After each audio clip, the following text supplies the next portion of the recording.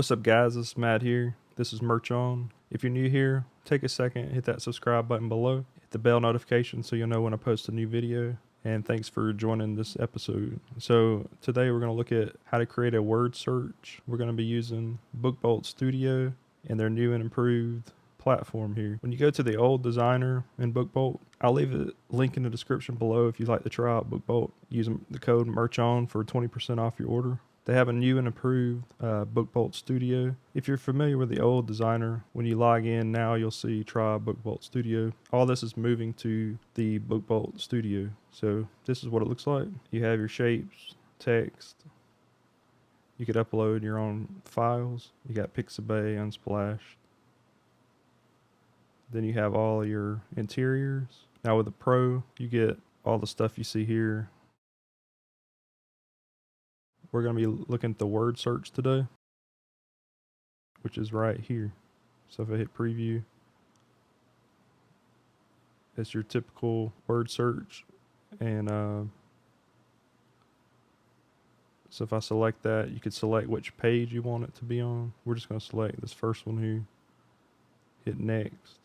They have an example, which I've downloaded, and you have to upload a CSV file, which is what you see here. We're going to create one real quick. And the way they have it right here, you got 1, 2, 3, 4, 5, 6, 7, 8, 9, 10. Skip 1, and then 10. I'm using Google Drive, which is free. You could also use Excel. Let's just say merch. We'll say Amazon. We'll say shirt. YouTube. Subscribe. Comment. Let's say Christmas, Thanksgiving, say Halloween, we'll say passive, and then we'll do income. So 1, 2, 3, 4, 5, 6, 7, 8, 9, 10. Let's just take passive off. We'll skip 1.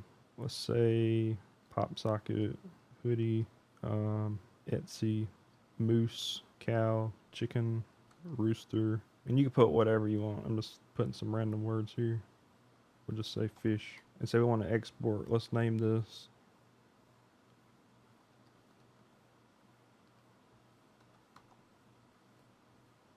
And we'll go file, download, and we're going to do CSV. So when we go back to BookBolt Studio, we'll say max words per page. Let's do 10. We'll leave that column there. Solution after the puzzle pages. And you could do these, but I'm just going to leave it. Once we load it in the file, you'll hit submit. And we only selected, I think 1 page. So if I select this,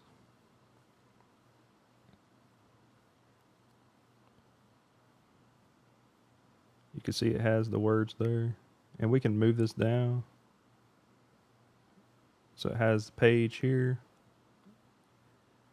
And then it has the solutions on the next page. So you can see how easy that is and how great this software is if you want to make different type of puzzles. But there's a ton of different other ones. Like I said, I'll leave a link in the description below if you want to try it out. Free 3-day trial, or if you want to save 20% and use the code MERCHON. If we would have selected more than 1 page, then those would have loaded in. But since I just selected the 1 page, it only brought in that one. So what's up guys, this is Future Matt here. I wanted to quickly show you what I was talking about on adding the additional pages. The important thing is that you want to make sure you have the amount of pages you plan to have in your book, because it's a little bit difficult to change that at the end. But once you decide that, you'll go here. To do additional pages, we want to select how many we want to have or whatever. So since we did 2 in the example, I'm just going to select 2 pages. Hit next. I want to make sure this is 10 words. Hit add solution. I'm going to load in that CSV file. Hit submit. And now you'll see it makes 4 pages. So we have 2 word searches.